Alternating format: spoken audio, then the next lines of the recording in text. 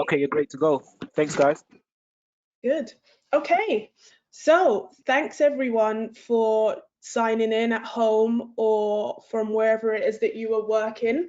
I would like to officially welcome you all to Cornerstone's first webinar called Be Brave, Be Agile, and Be Resilient.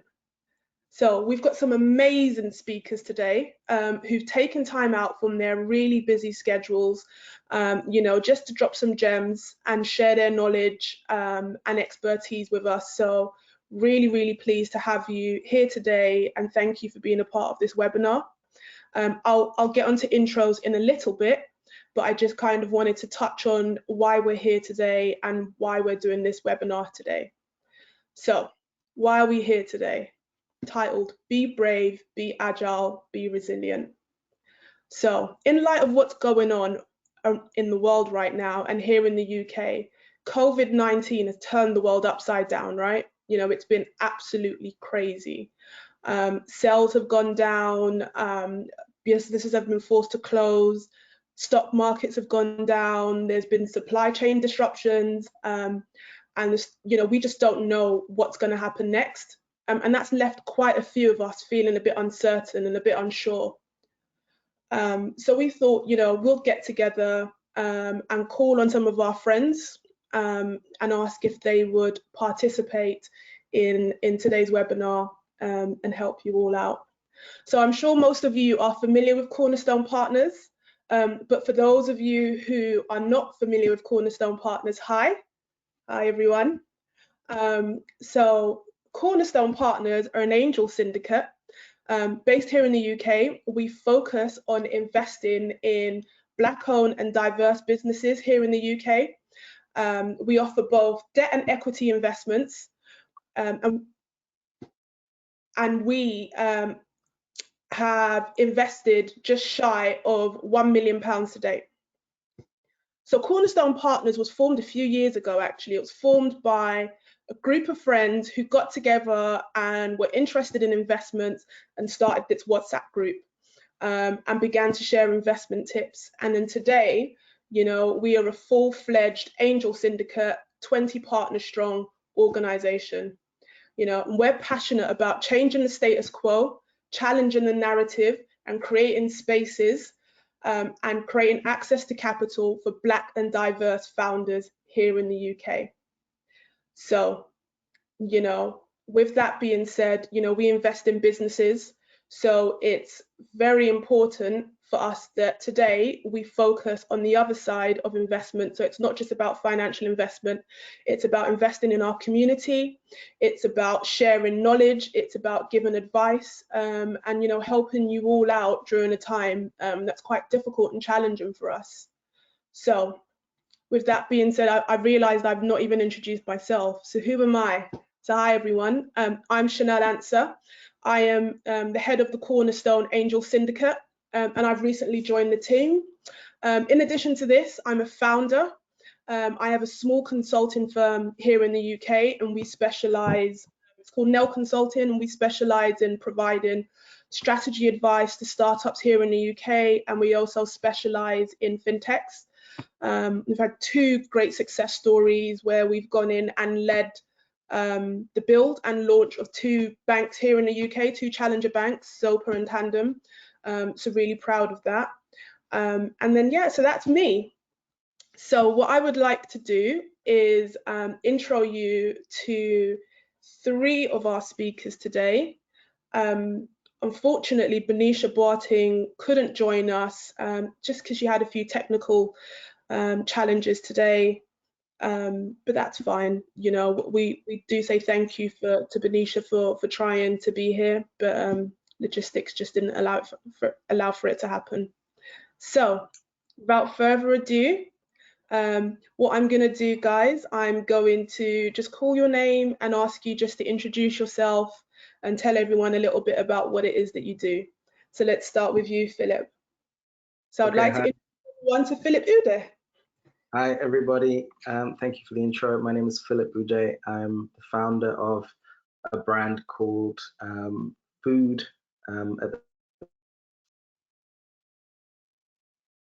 alternative to the artificial energy drinks. It tastes great, you know, and it's natural, no added sugar, nothing artificial. You may have recently seen us on this week's episode of Dragon's Den, where we appeared and we got a deal from Peter Jones for an extremely high amount of equity in the return for £50,000. But yeah, that's show business, and you know, we move on. But yeah, so I started the brand because I have sickle cell, and sickle cell, as some of you will know, is you know, red blood cell disorder. It's can cause a whole range of complications. But for me, my issue was chronic fatigue, and that is what drove me to start a natural energy drink product. Thanks, Phil. Now I'd like to introduce you to Alleyne. Hi everyone, great to be here. My name's Alleyne, and I'm a sales expert and also the founder of a company called Growth IQ, which is a specialist sales consultancy that focuses on working with startups and founders to provide sales expertise on a pay-per-hour model. And we launched the business mainly because we saw this gap in organizations getting to a certain point and hitting a little bit of a brick wall when it comes to growing and scaling their sales results. But at the same time, budget and investment can always be a challenge. So we've sought to democratize that, you could say. And outside of that, I've worked within sales for almost 10 years now, most recently being recognized by LinkedIn as the 3rd top global thought leader when it comes to sales. And I'd love to be able to help and work with as many of you as possible off the back of this session. Great to be here. Awesome. Thanks, Alex. And now let me introduce you to Royden Greaves. Hi everyone, I'm Royden Greaves, and in terms of on a daily basis, I help entrepreneurs to grow, scale, and subsequently exit their businesses. I work for J.H. Fleming's, and in terms of you know, passion, I really like seeing individuals who have ideas, bring those ideas to fruition and make something of that. I believe in purpose, and in terms of using skills, resources to help individuals amongst our community and business as a whole, I think that that's what actually makes the difference in the world. So it's a pleasure to be here today to work with you guys. Thanks, guys. So, you know, I think we're really blessed to have the three of you take out time to, you know, participate in this webinar today. So, you know, Philip, you're a friend of Cornerstone. You know, many of the guys, we spoke to you a little while ago when you were trying to raise investment, and you've continued to stay a friend to Cornerstone. So we appreciate you, and yeah, we're just so elated that you can join us today. Alex, likewise, you are an extended member of the Cornerstone family. When we were doing our scale up program in November and December, you know, you were fantastic. So Alex led some of the sessions, and, you know, just really just downloaded some gems to the guys that are part of the cohort. So it was amazing. So thank you, Alex. And Royden Greaves, you know, alongside his day job, Royden is also a valued partner within Cornerstone. Yeah, and he's just fantastic. So yeah, let's get this webinar started, shall we? So how are you all doing today? How are you all doing? I'm great. I've made sure I stocked up on my toilet paper and pasta, and it's Friday, so I can't complain. Ready to rock. Good. How's it for you? Yeah, I'm good. Just like I guess struggling with managing a team. You know, daughter, just like managing all the moving parts of like running a small business, and you know, also having a family and being locked down. Yeah. So yeah, it's tricky. It is. And how's it for you, Royden? Well, I finally accepted that business as usual is something that I'm no longer going to use. I was on a video call where I had my daughter. Okay, wait, part of the conversation. And I'm just starting to get used to this new way of the world. So hence my Chinese outfit symbolizing inclusion today.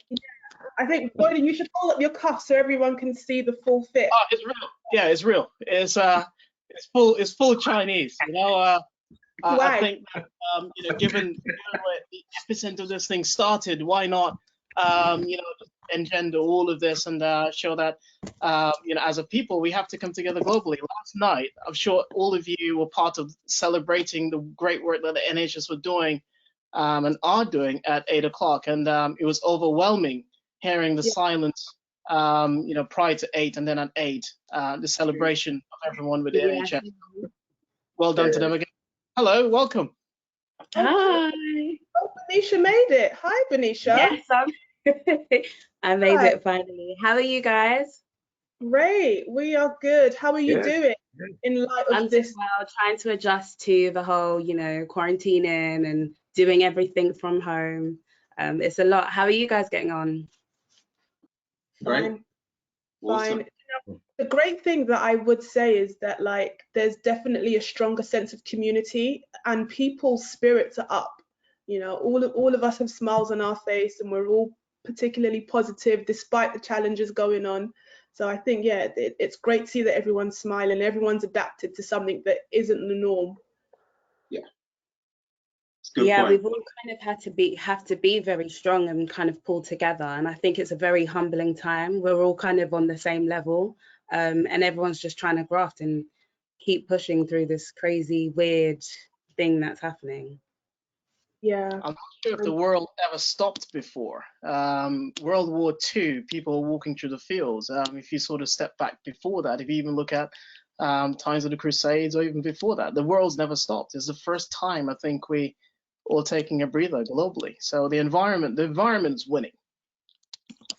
Definitely. Great. Okay, so we've got 3 main topics that we are going to cover today. And then, we'll kind of go around and ask you guys a couple of questions. But for those of you that have signed in, if you look, there's a chat and a questions, functionality on the side. And can I ask that as we are going through this, please talk to us, please send questions through. We're going to reserve 30 minutes at the end for Q&A, where you can ask any of us any questions, and we'll answer your questions for you. Great. Okay, so let's start. So the 3 topics that we're going to be discussing today are understanding the effective ways to adapt your business and capitalize on opportunities amidst COVID-19. So essentially what that is, now that the world is basically turned upside down and we're not used to our usual ways of working, it's, more about where can we find the opportunities? How can we adapt our business model? How can we pivot if we need to, just so that our businesses don't go under? It's just about thinking of new opportunities, thinking outside of the box. So I think a lot of people have started doing this, but I know that actually probably everybody in this webinar, so all of our panelists have had to adapt and adopt it in some way. Second topic that we're going to discuss is useful tips on how to increase online sales. Because we can't go anywhere at the moment, shops are closed, so our only means of purchasing is online. So all of us are experienced in selling things in online in some way, shape or form. So the guys will be dropping some gems. And then, there's a whole bunch of, financial aid out there. There's packages, the banks are doing stuff, the government's put out a whole load of stuff. So we're going to talk a little bit about that too. Okay, so let's start. Be brave, be agile, and be resilient. Great. Okay, so first question. I'm actually going to throw this first question to Bernicia, because I know that you're a makeup artist, you're killing it, that requires you to go out and be with clients and be on site. You also have a shop where people come in. So how has COVID-19 impacted your business firstly? And then it will be good to hear a little bit about what you've done to kind of work around that. Okay, so I'm a makeup artist and I have a makeup studio. And as you know, it is not a necessity. So we were kind of the first kind of thing to be like, what are you going to drop out? Well, I don't need my makeup done. So I felt the effects of that very, very quickly. As soon as everything went on lockdown, we of course had to close up shop. And generally we saw, as like the whole COVID-19 coronavirus thing started to go viral, people just don't want to do anything that entails people touching them or being too close. So that already I kind of saw a dip about 2 weeks ago. And I was just kind of rattling my brain. It was, first of all, it was so scary. I think for the last 2 or 3 years, we've never really had a very quiet period. So for me, it was something that, okay, how do I adjust to this? What do I do? Because as a makeup artist, I have to touch your face. I have to be close to you. How am I going to pick myself back up? How, as a business, are we not going to sink and kind of like go under? So I thought of doing online classes. So that's something that I put out early this week. I put that out on Monday.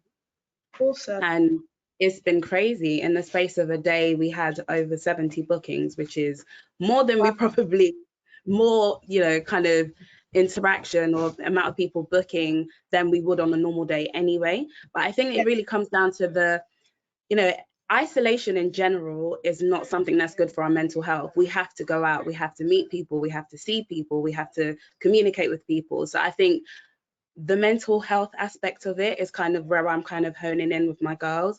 We have to kind of get each other through this. Yes, I can't physically touch you, but we can do this.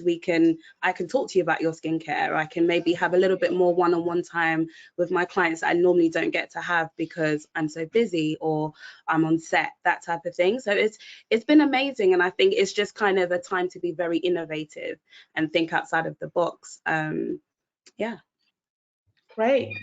So how did you push out your kind of new strategy to do masterclasses remotely?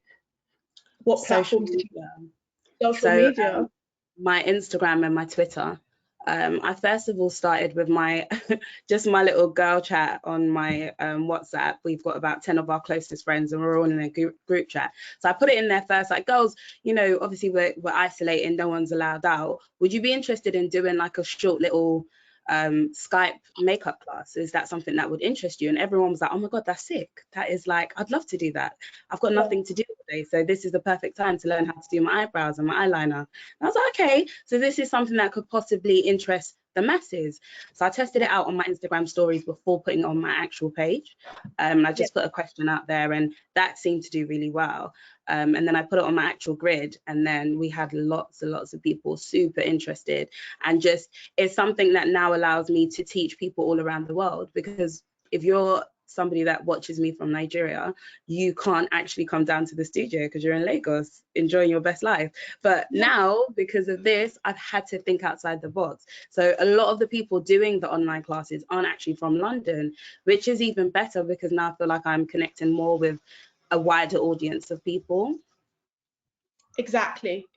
And then you're expanding your reach globally, aren't you? You know, you're building up a strong clientele in all countries, and you know, these are the people that wouldn't have probably thought of you because they thought, actually, you know, I'm not going to come to London just to get my makeup done, and now they can learn how to get a Bernicia Boateng beat from their bedroom, which is amazing. Yeah. Okay. Yes. And I think in this time as well, you know, it's such a humbling time, like I mentioned before. It really is about just being you.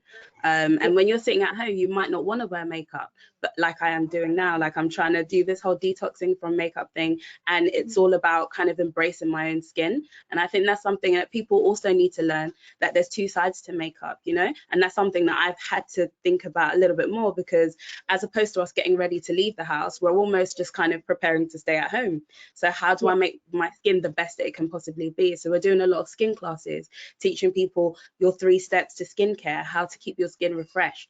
And that also ties into makeup, because the better your skin is, the better your makeup will look. So yeah. Awesome. So look, guys, there's an amazing example of how Bernicia just pivoted her business model, and she's still able to kill it whilst, you know, working remotely, working from home. And actually, this opportunity has helped her to expand her reach. Right now, she has clients all over the world. And also, you know, it's also feeding into community piece. People are joining in online and they're having a conversation and they're having a laugh whilst they're learning how to get their face beat. You know, God willing, we can all go outside before summer. So, you know, the girls that have learned how can show off their face beat. So Summer. you know. Perfect. Okay, great. So thanks, Bernicia. Philip, I know also with you, you know, Brain Food, you know, you distribute to in all of the big supermarkets. It's online. You know, have you had to pivot your business model or your sales strategy in any way? Okay. Just checking. Can you hear me? Is my connection stable enough? Yep, Yeah. we can hear. Are you happy? Okay, perfect. In terms of distribution, we've just launched a brand new product, and our challenge has been trying to get the product back into the major retailers. So we were in Sainsbury's before with our previous iteration of the brand.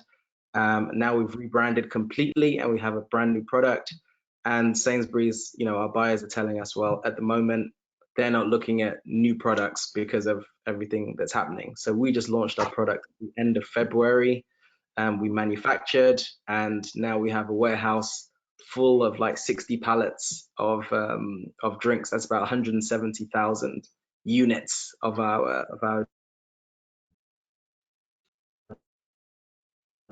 So basically, we are looking at how do we still make money and make money offline.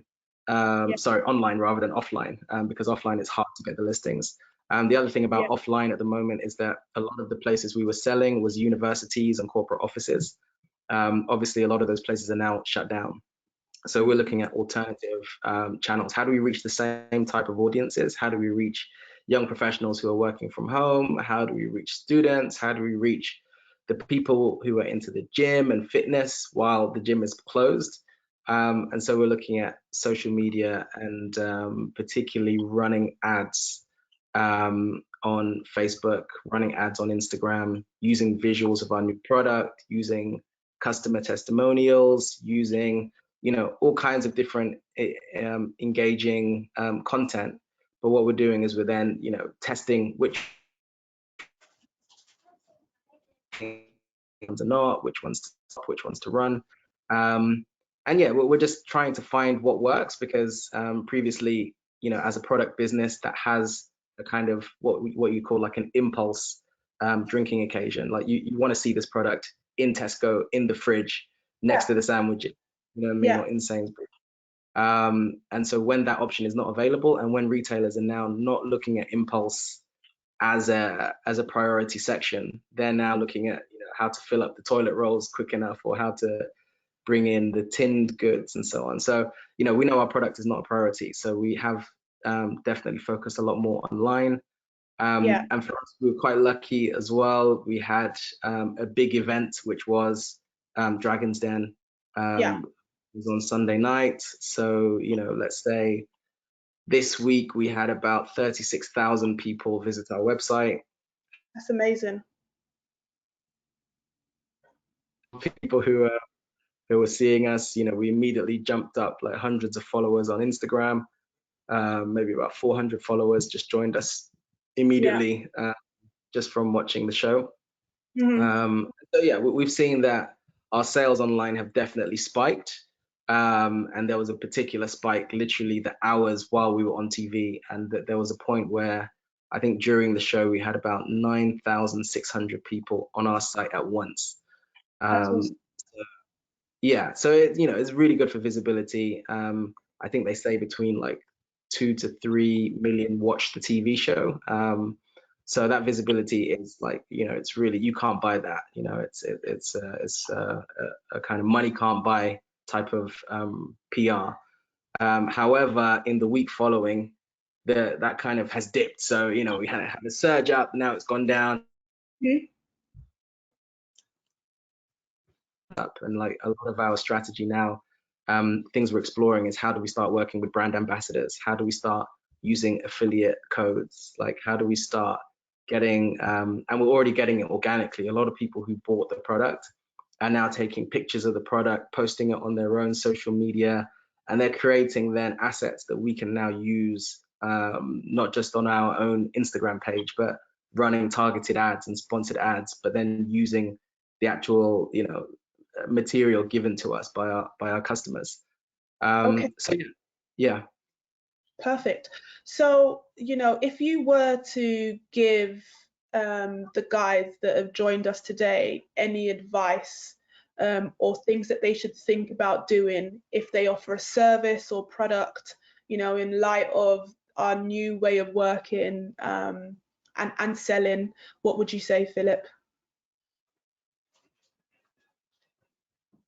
Yeah, I think it's about how can you communicate directly with those consumers? How can you get your product in their hands directly? How can you like look at channels, whether it's things like Amazon? I mean, we did like really good numbers on Amazon over the weekend. So it's like, how can you find channels where those people are already spending their money? Why Amazon is good is because Amazon, if you're there to buy. And there is like quite a process that can be a bit daunting in terms of setting up an Amazon account, and some people don't do it. And I know right now there's like a few restrictions around bringing your products into Amazon because they're trying to focus on the basics that people need in this current time. But I would recommend like setting up an Amazon account is really important. Setting up a Shopify account if you don't have one. I know some of the other sites are, you know, people Wix and you know, these kind of other kind of plug and play type of website design platforms. But I really recommend having a Shopify site because you'll get a lot more kind of the back end analytics around, you know, how your products are working, how they're converting, where the drop-offs are coming, how you follow up with your consumers afterwards. All the different apps and stuff you can use with Shopify are really good.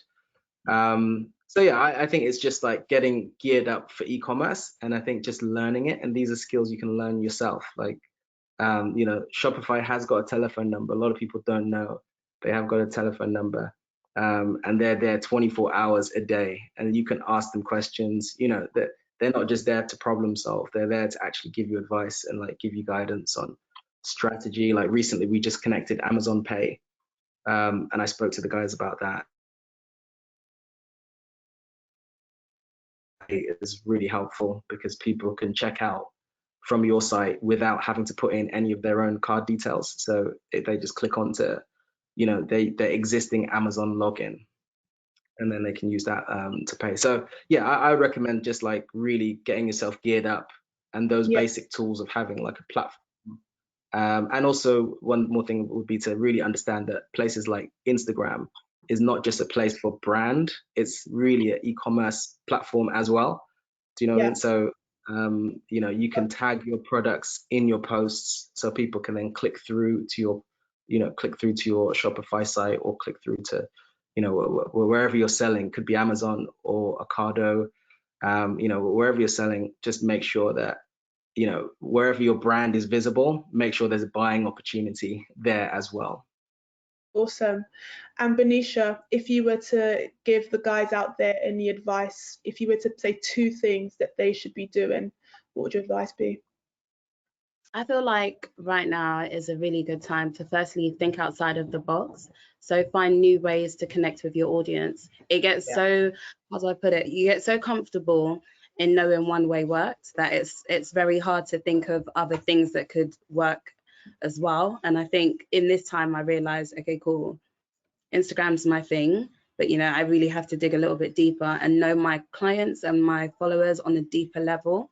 I think that definitely works. And also forward thinking. So this is, we never really get time that, you know, we're never going to get this time back to be so free and to be so chilled and so relaxed. And as much as it's boring, you know, you can consume your time reading, you can use your time to think of future plans. So I've got a few things up my sleeve that I thought of maybe a week ago, and I'm actually able to put put it into like a PowerPoint and actually make like a pitch deck and, you know, put things out there that I'm actually going to go ahead and work on the minute I'm allowed to walk up the road freely, you know. So I think this is definitely a time to think as big as you possibly can. You've got time to plan the biggest dream possible. So use this as a huge opportunity, because we probably won't get this again in our lifetime. So yeah, those are the two things I would say you should probably try and work on. Perfect, thank you. Yeah, use this time to dream big and use this time to plan, so when it's time to execute, that you're ready. Just the last, I just wanted to quickly share an example. So one of my clients at the moment, they're a beer company, and you know, bars and pubs and clubs are closed down. So they said, okay, actually sales have dipped in beer, but what can we do? We have alcohol. So then they've pivoted their model to make hand sanitizer. So this kind of ties in quite nicely with thinking outside of the box. It's like, think about where there's waste and think about what you can do with that waste and make money from it. Great. Okay, perfect. So let's move on to our second topic. So useful tips on how to increase online sales. So I know Bernicia and Philip, you've touched a little bit on online sales, but you know, I want to pivot the next question to, you know, our sales expert. So Alex, this is your space, you kill it. You advise so many businesses here in the UK and around the world on how to strategize with regards to sales. So yeah, any advice for the guys out there that are signed in? Yeah, most definitely. I think before diving right into it, it's important that we understand what actually compels someone to buy something in the first place. People buy something when the perception of value of whatever you're offering is outweighs what it costs. So it's really that simple. So when we think about what is our job is to try and create an environment where people view your company, your brand as a trusted source that is going to deliver, you know, 10 times as much value as the cost of the offering. So it really starts there. So my kind of top 3 tips, which are completely free to be able to do, all they require is your time. And I think for most of us, time is something that we have a little bit more of than usual. These are the kind of 3 things that I think about at the moment. Step 1 is to become a thought leader in your space. So actionable tips to do that: create a blog, deliver content, show that you have expertise in your space, and so that you're the go-to brand, the go-to person, the go-to company for whatever it is that you sell. And so whether it's hair, whether it's food, whether it's software like me, you need to develop that reputation of being the market leader in your space. And all of a sudden you curate this environment where people start coming to you. And that's really, really vital, especially in the ecosystem that we find ourselves in now. Another thing is to work out how you can collaborate. So champion joint initiatives with other thought leaders and specialists within your space. And the benefit of doing that is the fact that you get to tap into their audience and they get to equally tap into yours. And so it's a really, really quick and easy way for you to broaden your reach at absolutely no cost. And it's pretty much one phone call away or one message away. So, you know, step 1, become a thought leader yourself. And step 2, work out how you can collaborate and actually broaden your reach instantly by working with other people as well. And the third thing is that we've touched on this a little bit in the conversation so far, but how are you leveraging and what investments are you making in social media? And the way I see it is now is not the time to go into defensive mode. And what a lot of people are doing is shelling in, pulling back, and actually not thinking about how they can either monetize their proposition or take it to the market. And you've got to think about the mindset of actually taking your proposition to market. So I see social media as having really a billboard or free TV, right? You've got all these different channels. They don't cost you anything, and they're begging you to give them content so that you can advertise, in essence. And when I think about actually how you can best go about leveraging it, if no one knows about you or your company, how can they buy what you offer? So use the channels, right? You've got Instagram, you've got Facebook, you've got LinkedIn. On a channel such as LinkedIn, you can segment, you can define a target market, You could segment them by industry, by company size, by employee size. So you can actually break out exactly who you need to reach and have a daily cadence of sending messages. And by doing those three things, you'll have a cadence of going to the market, but also curating an environment by which the market comes to you. Gems. Just like that, gems. I hope you guys have got your pens and paper at home and you're taking notes, because what the guys have just dropped, it's invaluable. Honestly, this is free content that we're giving you here today on our webinar. So just on the topic of sales and useful tips to increase online sales. So, you know, Bernicia, you talked a little bit about, you know, kind of going on Instagram and through different platforms and hosting these masterclasses. And Phil, you talked a little bit about how you are, you know, focusing more on pushing your products online.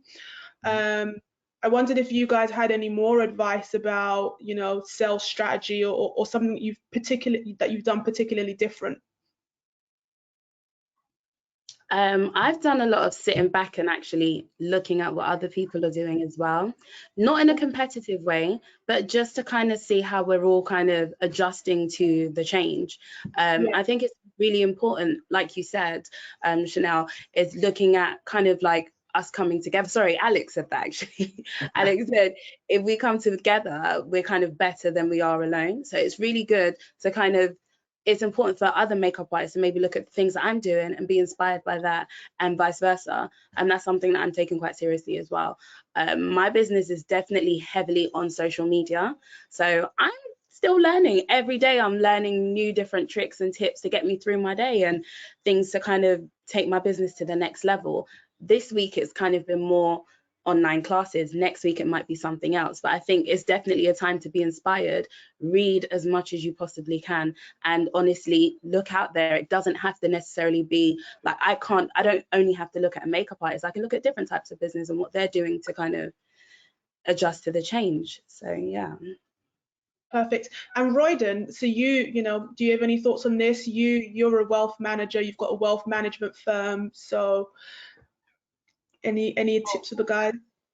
Well, on several of the points that were made, so like I know Bernicia said about using this time to develop new ideas and new businesses, one of the things that you could look at is a lean canvas model that could actually help you to walk yourself through your thoughts.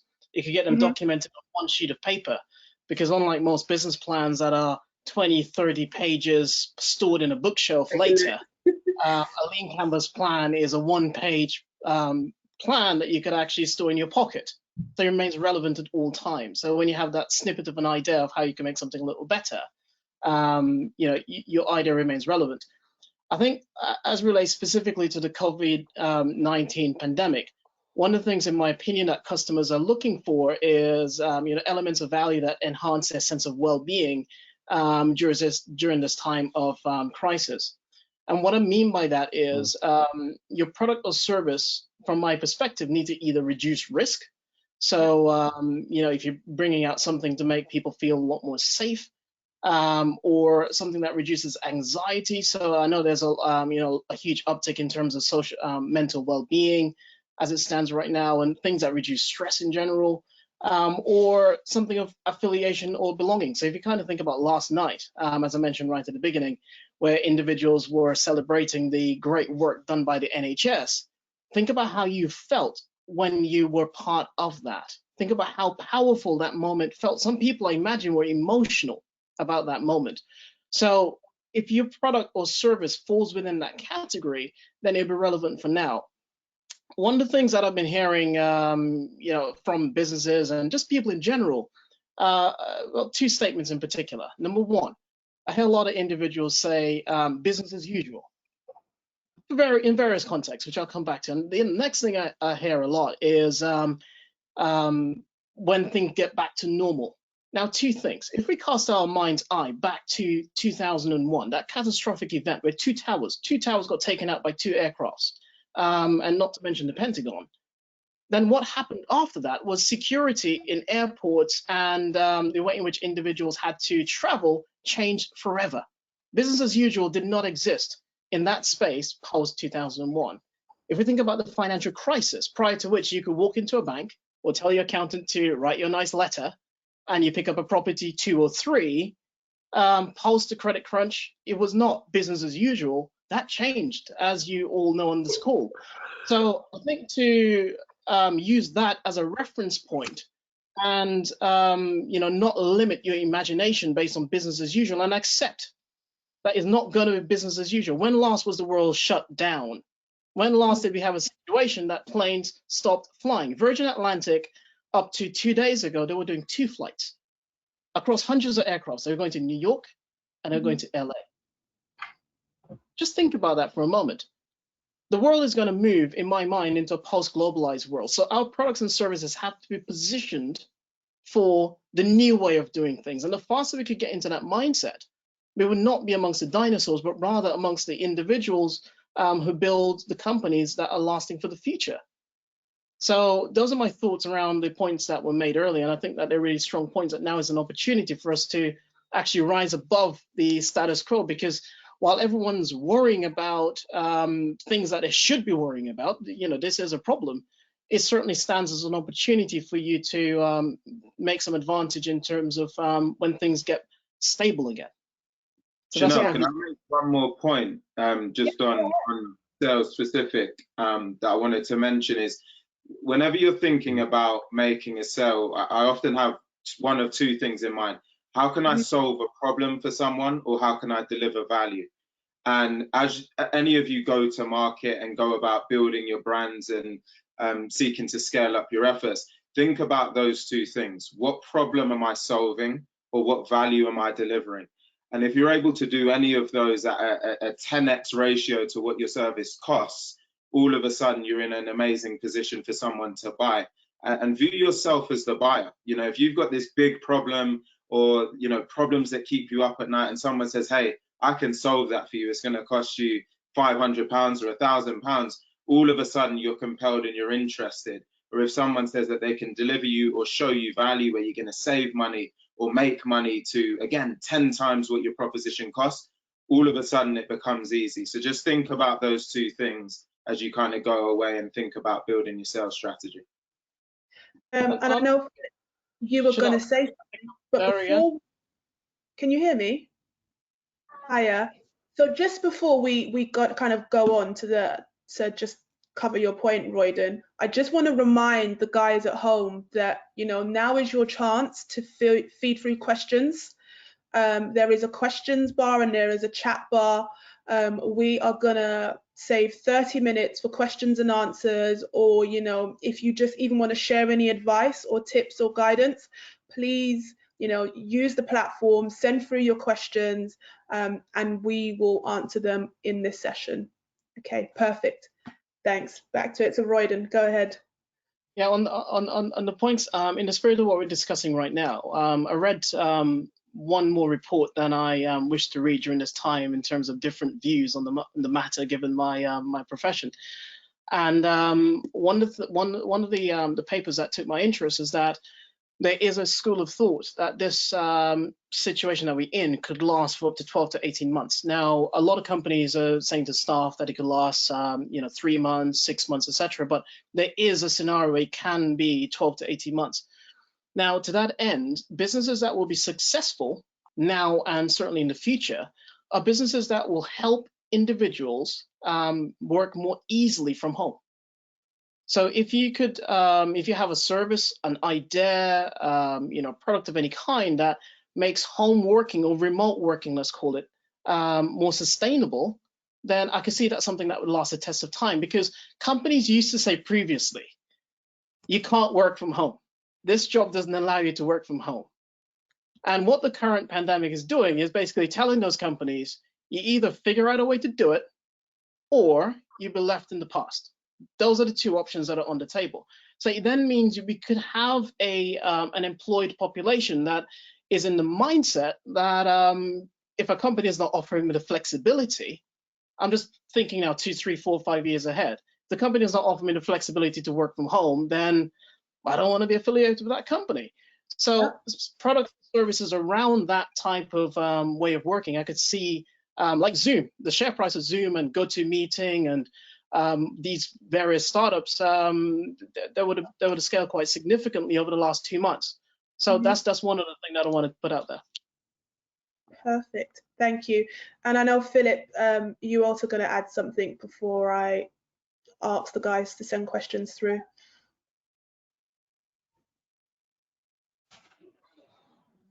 Yeah, so I mean, there is this interesting thing about really like reviewing your business model. So you know, having a bit of space to kind of keep on, I guess, iterating. And I think Royden is 100% right that there is no normal that we're going to return back to. And I was on a call this morning of like you know, startup food and beverage brands. Some are you know, are very well-known brands, but they're all complaining that the retailers are not placing their orders. Some of the retailers you know, haven't paid for months and they're still owing invoices from 2019 and they're chasing money. And it's like, you know, the whole retail model may well be shaken up, particularly in terms of impulse foods and snacking, because right now there's no meal deals, right? And a lot of where soft drinks, you know, and if that's gone, you got to look for how else do you target or how else do you access your consumer on a day-to-day basis. So, you know, things like, you know, we're setting up a subscription model right now where you subscribe and save. You know, you get a discount if you order a monthly or weekly amount of products that comes to you. And I guess, you know, for me as a founder, like often I kind of feel like, you know, I'm the CEO. I need to, you know, have a tech person. I need to have like a design person. I need to have this. But also now I'm starting to realize, you know what, I need to increase my skills in all of those areas. So I've been learning about UX versus UI, you know, user experience being, you know, like, does the thing work, versus UI, the user interface being like, you know, does it look good? Is it pleasing to the eye? And I think, you know, in setting up our website, you know, our designer kind of created something that looks good. You can see at brainfood.co.uk, FUD, by the way. Have a look. Tell me what you think. But it looks good, but it's the conversion from people coming onto the site is not as strong as we would like. So like, how do we start to improve the UX, make things really streamlined? And as Bernicia said, you know, looking at studying other brands that are being really successful in our space, and particularly brands who are doing this direct to consumer piece really aggressively. Because I think for me, like, you know, there is no 3 months and we'll be back. You know, there is no like 6 months and everything will be back to normal. You know, it could be like this for 18 months. And how do we survive as a business, you know, for that extended period of time? And how do we build a direct consumer model that is its own business that can sustain us? You know, even if retail doesn't, you know, come through for us in the next 12 months, how do we make sure that we can continue building revenues, going direct to consumer? We're looking at things like WhatsApp, for doing marketing via WhatsApp, you know, people being able to order by text. You know, just how do we start to make things easier for your consumers to engage with you and for them to place orders? And you know, as soon as they think about your product, how do you make it super quick and easy and simple for them to take a buying decision? So those are the kind of real practical things that we're looking at right now. But yeah, I'm definitely, you know, trying to become an expert in all areas. Like, I don't really want to be employing experts and they're telling me this and that. You know, I need to be able to really fully understand all the working parts of the business. And I guess this, you know, this time where we cannot go out and be pitching and having meetings and we're kind of grounded, is kind of time, I think, to review and you know, get on some new skills and some new thoughts and ways of doing things. Yeah, no, thanks. It's so important, guys. Use this time to plan. Use this time to really think about your customer, and use this time to really think about alternative ways to reach your customer. Like, it's so important. I think, you know, as a couple of the guys said, the news are talking about the next 3 months. They're talking about the next 3 or 4 months, but it could be 18 months. I don't want to depress you all, you know, but it could be. And as a business owner, you know, it's true. We need to be real. I'm scared. I don't want to think about 18 months. We need we need to embrace it. We need to embrace it, and we need to stay positive. And it's all risk management, right? You're all CEOs in your own right and respects, and some of the guys that are dialed in are CEOs. And so what do? You need to, get on top of your risk management, plan for the worst.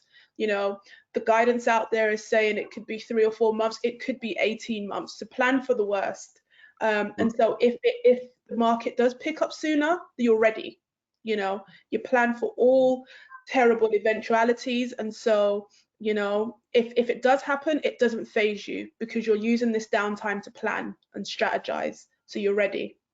So once we are able to go out, you're like, okay, this is light work. This is easy. I've got this. I've been planning. I've got my plan on the page. I've got my sales pipeline all mapped out. I've done all of it. I've taken all the gems from this Cornerstone webinar, and I've gone away and I've done my work, and I'm ready. And so yeah, we all just need to get on it. Thinking 3 or 4 months is it. That's what they're saying, but I think we need to get ready and prepare for the worst, and stay positive. So on that note, hi, so go ahead. Yeah. Next subject, which I know we need to move on to. A way in which one could think about this as a founder is, imagine if you went to a VC or some angels, and they said, I'm going to give you a case study. I'm going to give you a challenge. And this challenge is called COVID-19. And if you come up with a business model and a plan and optimize your plan in order to cope with this challenge, this case study, then I'm going to invest £1 million into your business. How would you go about thinking about that challenge? What ideas would you come up with for that money? That is the only gap between £1 million and your idea or your business as it stands today. Now, if you use that thought process to think about this, imagine when you go into pitch in, let's say, 12, 18, 24 months for fundraising, and you're able to sit down and you tell whoever you're pitching to, by the way, the business grew X% over the last few years. When a lot of companies were struggling, we actually grew because we optimized our processes, our models. So a business that was running at a certain run rate, we multiplied that. So we could use less money to go farther, i.e. we could scale this business faster. One of the other things, just passing my mind back to the credit crunch, you had this spurt of tech mattress companies. I'm not sure they're quite tech, right? But Eve, Simba, etc. Because what happened was, during that time when people were spending less money, they didn't change their mattresses. They couldn't change their mattresses. So you then had the situation that you had these companies that put these pretty little ribbons, yellow, blue, black, around these mattresses, and they vacuum seal them into these boxes so they look like really cute. And then it was a thing. And these companies turned into companies worth hundreds of millions. The reason I mention that is because in this scenario, again, you're going to have a situation that you're going to have some pent-up cash to be spent. So let's use the travel industry as an example. People are not traveling. People want to go on holidays. Countries need people to go on holidays. So you will have a situation that, for the right minds that are coming up with the right ideas, in 12, 24, 36 months, there will be a lot of money spent by countries marketing to consumers to visit their country. There'll be a lot of money spent by airlines and hotels, travel houses, etc., marketing to the consumer to spend their money with them. So if you could start positioning your thinking now about that future that will have to happen, because tourism is not going to disappear, then you could end up having yourself a business that's optimized for a future that will come. It doesn't exist as yet, and you don't have competitors necessarily in the space because it's all new. And I see that as a new potential business idea that could come out of someone that's hopefully in this call. There you go. I hope you're writing it down, guys. Write it all down. Perfect. Great. Okay, thanks, Royden. So, we've spoken a lot about how to pivot your business model. We've spoken a little bit, quite a bit about sales, and we've learned some great techniques. We've spoken about planning, but we get it. At the moment, a lot of us are under financial distress, and whilst we are at home planning and strategizing and thinking of alternative ways to continue to, sell our products or services, a lot of us have taken a bit of a financial hit. So the government's put, quite a bit of stuff out there, and they are, a lot of the banks and the lenders are, you know, they put some stuff out there to try and help us where they can.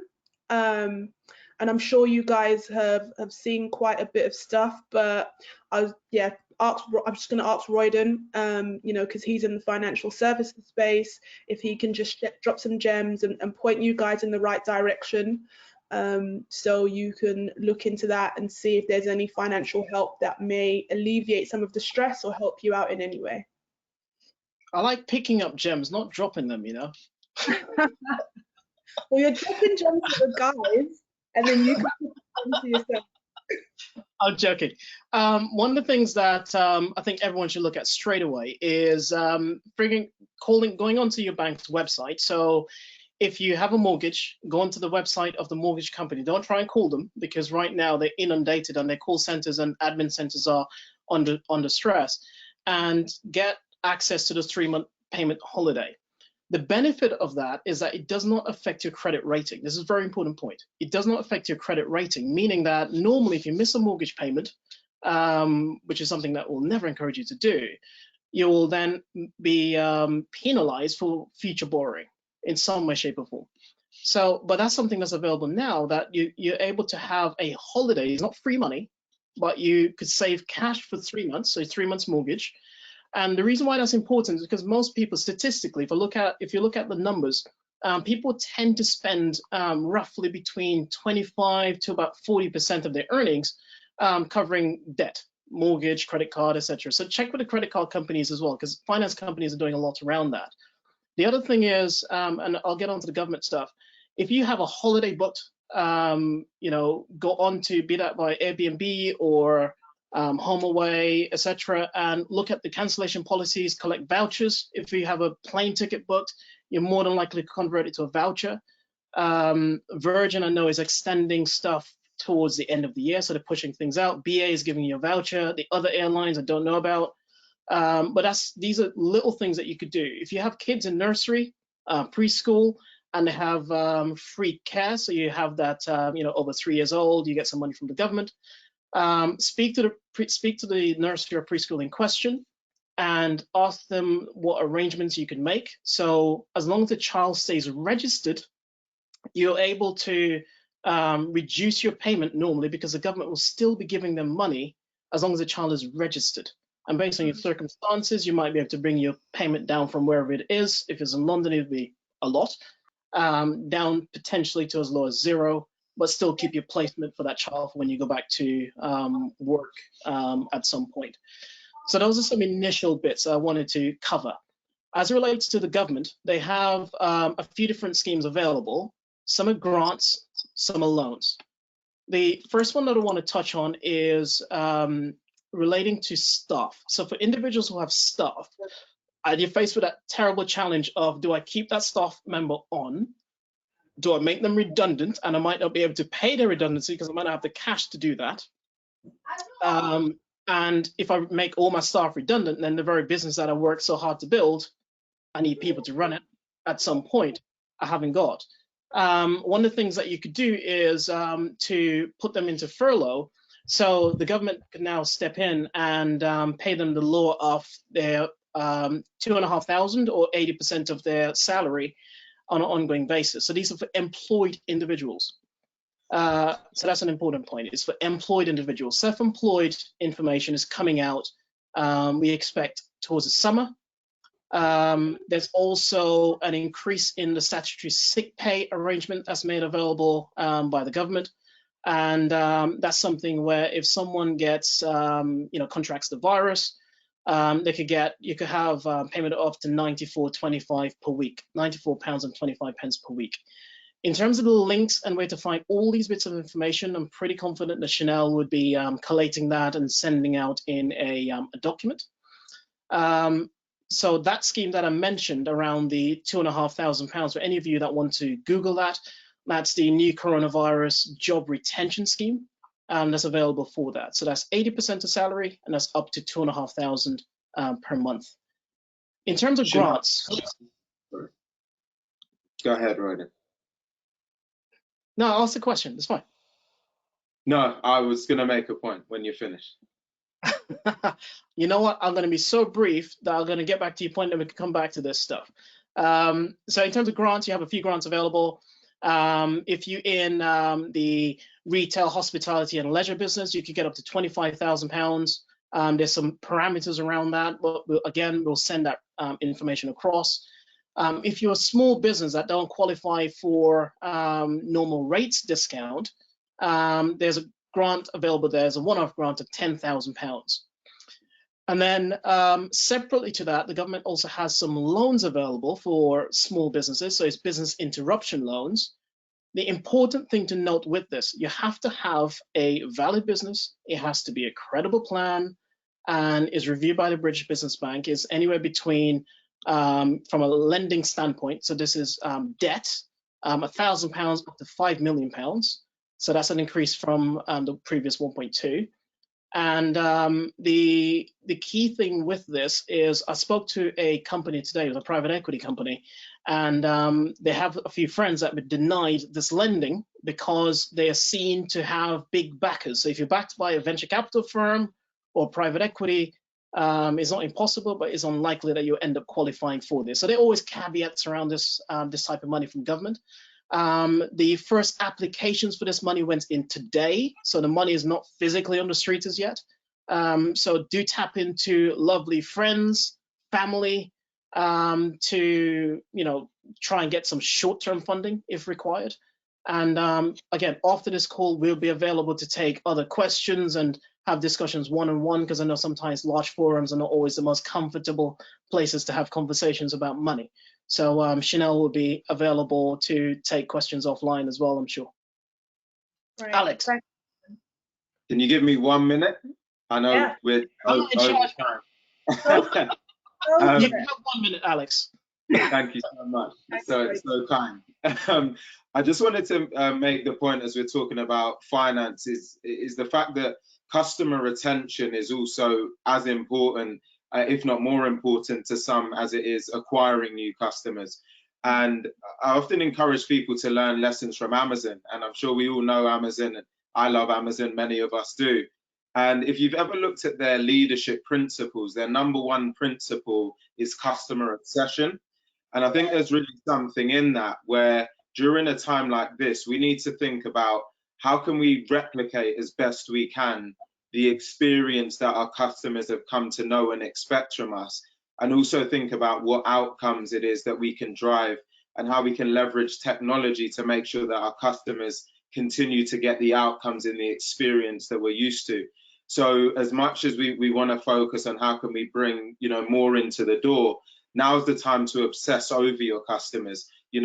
Ramp up your levels of customer experience, get them used to that kind of heightened level of service, and just make sure that you're maintaining that bottom line as much as you're growing the baseline as well. Thank you. Amazing. Right, so now we're going to move on to our Q&A section. So thank you to everyone who's joined us today. And thanks everyone for sending through your questions and your comments. Keep them coming through. We'll try to answer as much as we can in the next sort of 20 minutes or so. And if we don't get to answer your question, don't worry, we will come back to you offline and provide you with an answer. So we have a question from Louise. So Louise says, I am a mobile hair business.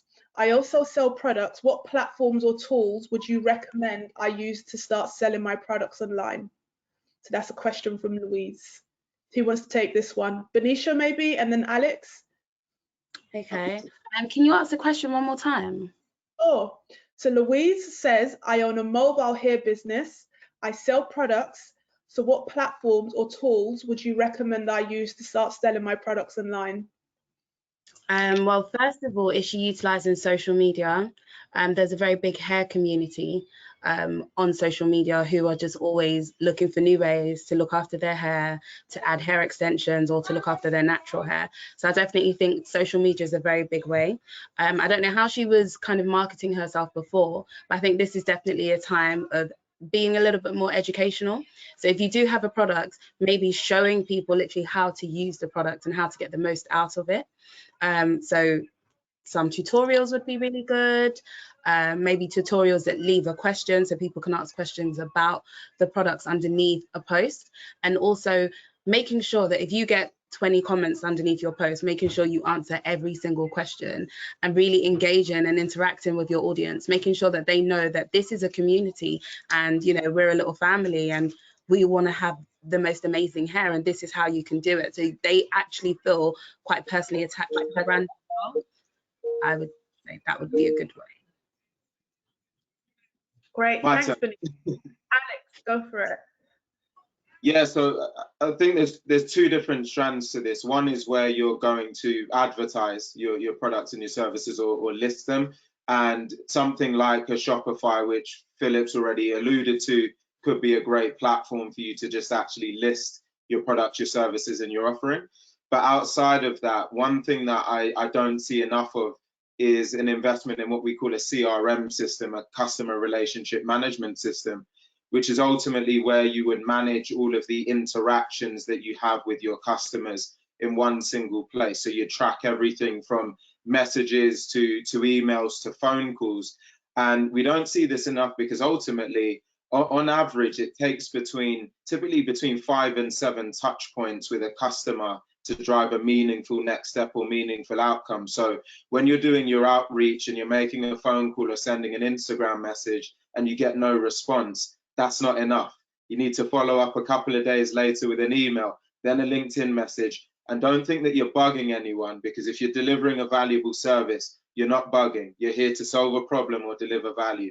So invest in a CRM system, track your activities so you can keep an eye on where you can make improvements, and also make sure you've got one place for all of your customer interactions. Fantastic, thank you. Let me say a couple of examples actually. Zoho and Pipedrive are a couple of good starter examples. Just thought I'd put those out there. Okay, some examples for you guys to look into. So we have another question.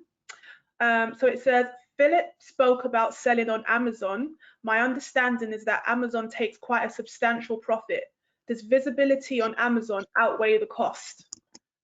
Gonna throw that back to you, Alex.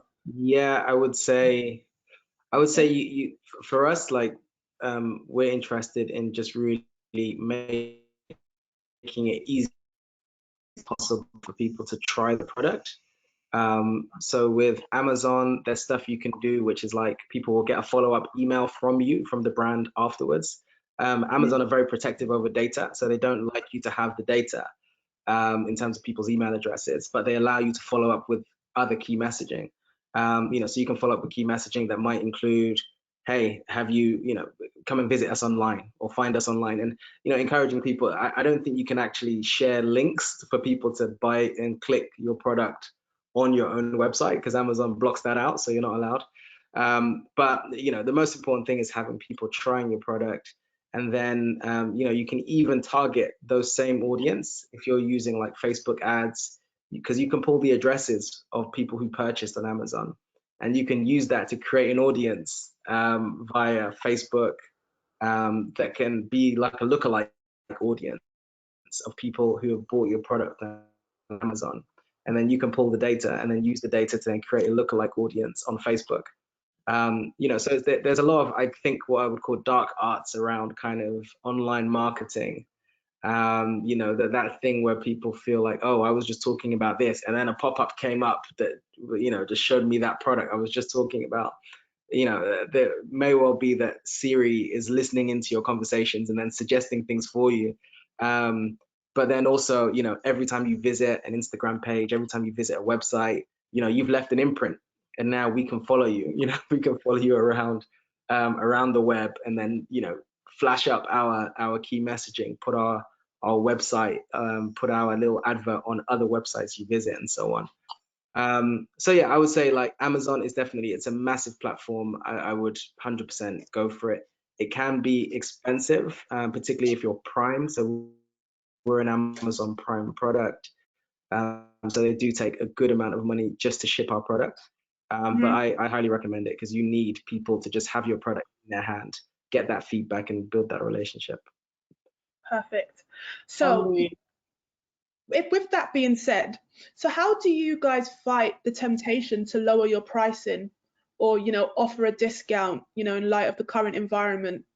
You know, is this the right thing to do? Should you maintain your prices? Are you guys lowering your prices? What are you doing? Looking forward to hearing what you guys say, because with the online classes, I definitely discounted it a significant amount, and that was kind of out of fear. And then we had like everyone wanting it, and I'm like, darn it. But then, you know, I know that everyone's kind of feeling the pinch. So is it the right time to kind of keep the same prices or up your prices, or kind of like, you know, help everyone out? Because I do feel like it's a time for us to kind of help each other out. No, it's true. What do you guys think? I see two strands to this. When it comes to price point, you probably heard me say the word value 100 times, and I'm going to say it again, because the reality is how much value are you delivering to that other person? You know, if they've got a challenge and your product, your service, or your solution is delivering, you know, 10x, 5x in terms of value from the cost, then ultimately your price point is justified. And you need to be able to go into that and put it out to the market and back yourself, right? Back what it is that you're putting out there, because you know that you are serving the other person. So you shouldn't feel conflicted about the price point. I think alongside that, consider it at the times we're in, there's a great opportunity to complement that with free content. And if you look at what we're doing right now, you know, we're all able to take some time out, try and deliver some expertise. There's an opportunity to put videos out there and blogs and things like that. So I don't think it's necessarily a time to have to look inwardsly at discounting. Retain your price point, continue to deliver value, and maybe look at other ways that you can complement your offering with value add services that don't have a cost. And I'll certainly reinforce the point from Alex around maintaining your brand position. By all means, be empathetic to people's plight in today's age, but maintaining the brand voice point, I think, is really important. The on a slightly lighter note around the hair stuff, there's a really cool TV series on Netflix called Self-Made, the Walker family. And it will actually go some way to show you how she built a very lovely company, and it'll give you some tips around marketing and how to get the word out as well. It'd be good to, on the point that Philip made around, you know, the dark arts of marketing, maybe integrating Pixel into your, so that's Facebook Pixel into your website will help with tracking people. So when they go from like one place to another place on, for example, Instagram, goes owned by same conglomerate, you can then track the user all the way through. Alex, I'd love to get your view on using HubSpot. I know you mentioned Zoho and Pipedrive. What are your thoughts on using something like HubSpot to automate the contact points with clients and also track the client movements as well as heat mapping, given the fact that it's free to start out? What do you think? Yeah, I think my overarching sentiment is there is not a best CRM. There is a CRM that is right for you. So have I used HubSpot? Yes. Does it work well? Yes, in my experience. Would I say that it is the one? Not necessarily. I mean, I've probably tested almost every single CRM on the planet, and some are a lot more advanced. I think HubSpot, Zoho, and Pipedrive are just great kind of entry level for someone who's an SMB that wants a pretty simple interface.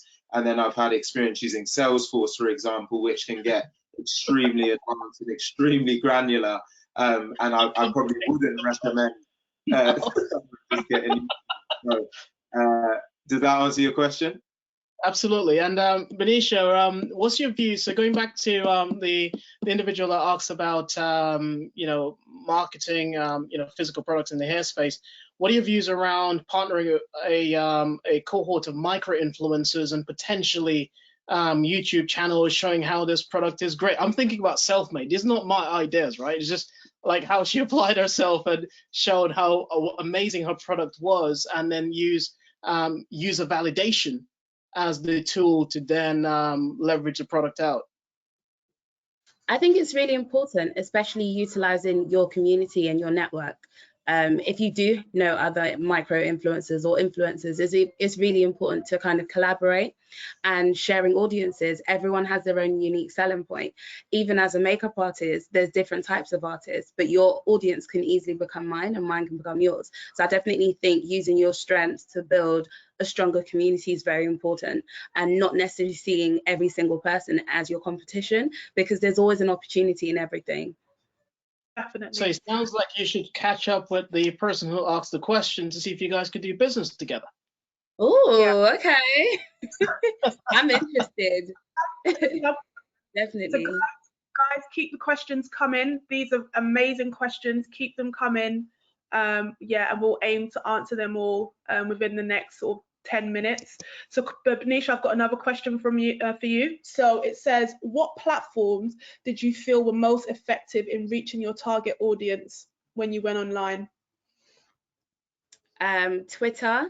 Surprisingly, I'm very comfortable on Instagram, just because Instagram is super picturesque and everything's got to be prim, proper and perfect. But I find that with Twitter, it is really opinionated and you get a lot of insight and you get a lot of questions as well. It kind of takes you out of your comfort zone, because you put something up thinking everyone's going to be like love struck eyes, and then they're like, well, why are you blending it like that, you know? And you've kind of got to delve in a little bit more.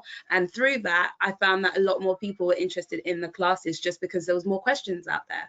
And it was meaning I had to kind of explain myself a little bit more. Why is it like this? Why are you doing it from home? Why are you not in the store? That kind of thing. So definitely Twitter was really good. But generally, I feel like Twitter and Instagram is what works for my business anyway. Perfect.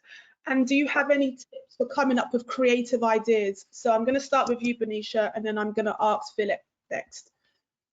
Creative ideas for what, sorry? So they've just said, do you have any tips for coming up with great creative business ideas? So I think I put myself into the shoes of the consumer. If I wasn't a makeup artist, how would I like to receive makeup tips? What would help me a little bit more? What do I want to see? Or there's, you know, makeup artists that are a lot bigger than me, far more advanced and, you know, have way more experience. What would I want from them?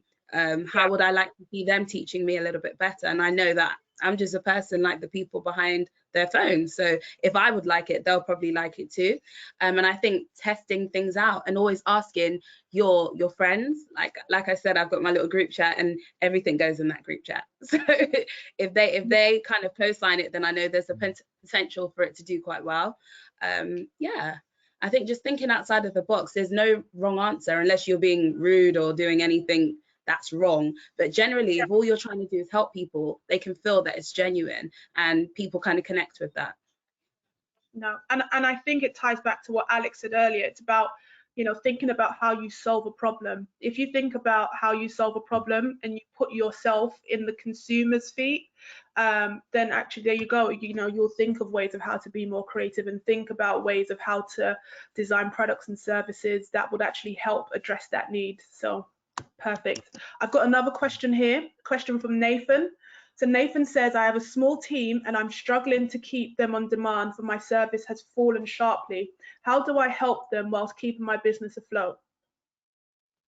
So Nathan, I'll repeat that question. So Nathan says, I've got a small team and I'm struggling to keep them on because demand for my service has fallen sharply. How do I keep them on or help them out whilst keeping my business afloat?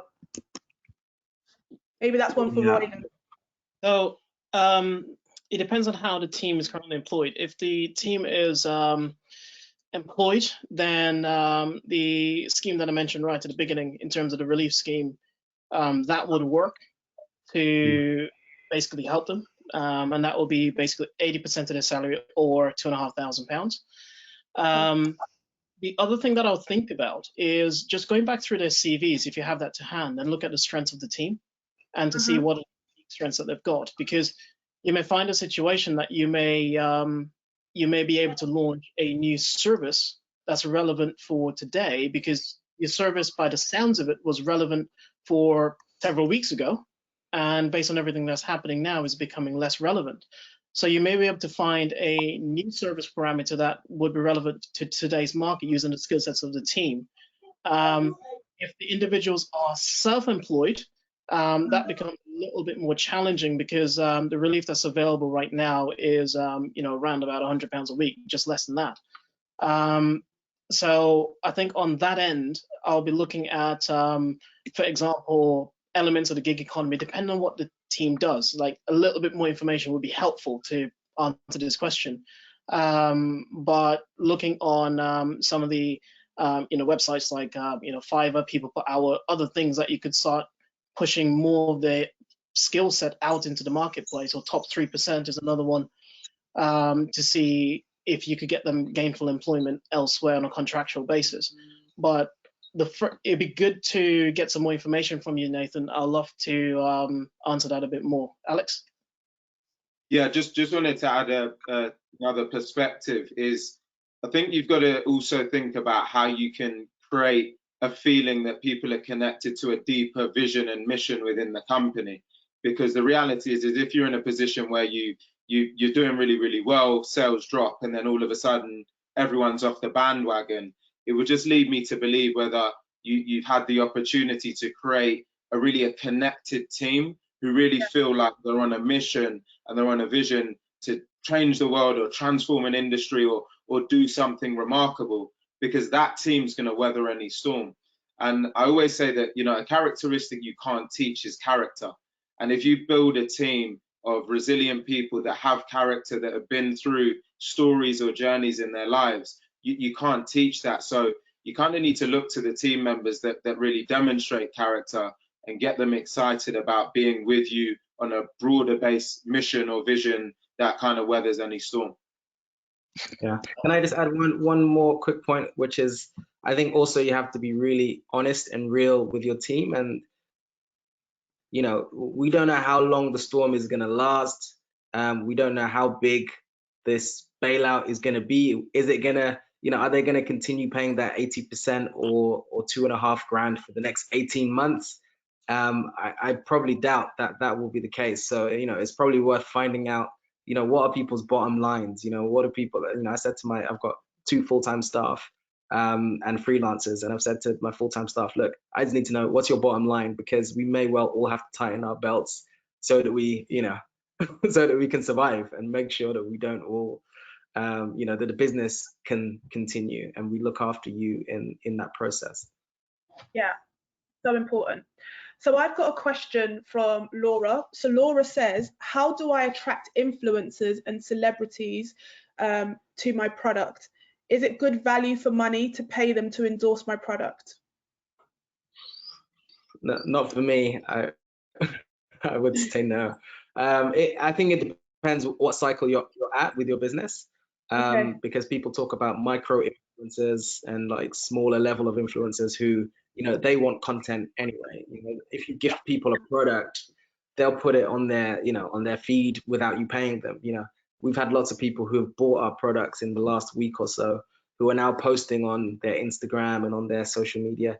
So I think, the thing about buying or paying people for posts and stuff like that, it's not always authentic, and I don't think it always is the right solution. But you can collaborate. I think collaboration is better, where you can maybe give people products, let them say #gifted and then try the product out, or potentially giving them affiliate codes. Like that's something we're really going to be pushing. It's like so people can make money. So if you share your code and then someone uses that code, you get a percentage of that sale. And then that becomes like an e-commerce angle for them as well, So guys, just in the interest of time, we're just going to have one more question. And if I'm going to throw this question to Bernicia, and then we're going to start wrapping it up just because we've got 5 minutes left. So Bernicia, what consistent things would you tell a new content creator to do in order to grow a significant following on Instagram? So think about someone who has 1,000 followers and they're looking to get to 10,000. What consistent things would you tell them to do? I think one thing that Philip just mentioned that's very, very true.